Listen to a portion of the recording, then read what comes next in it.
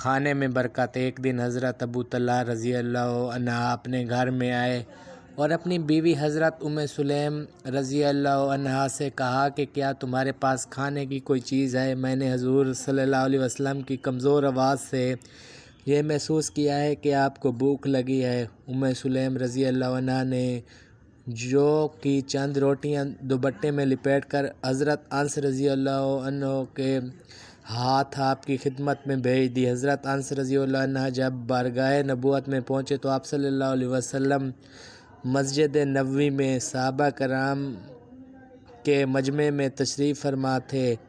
آپ صلی اللہ علیہ وسلم نے پوچھا کہ کیا ابو طلحہ نے تمہارے ہاتھ کھانا بھیجا ہے؟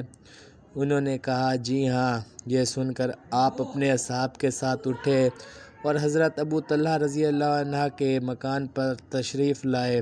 حضرت انس نے دوڑ کر حضرت ابو طلحہ رضی اللہ عنہ کو اس بات کی خبر دی۔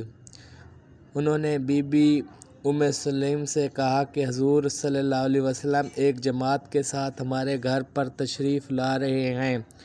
حضرت ابو طلحہ رضی اللہ عنہ نے مکان سے نکل کر نہایت ہی گرم جوشی کے ساتھ آپ کا استقبال کیا۔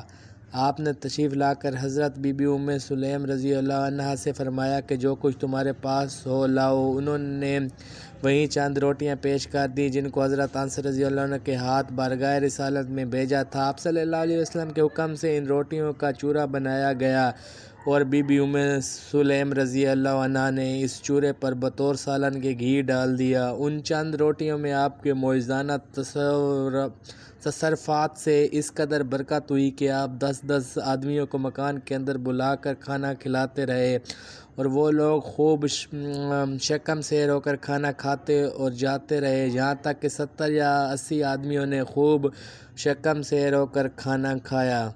دوستو، اللہ تبارک و تعالیٰ سے دعا ہے کہ اللہ تعالیٰ بھی ہمارے کھانوں میں برکت عطا فرمائے۔ آمین ثم آمین۔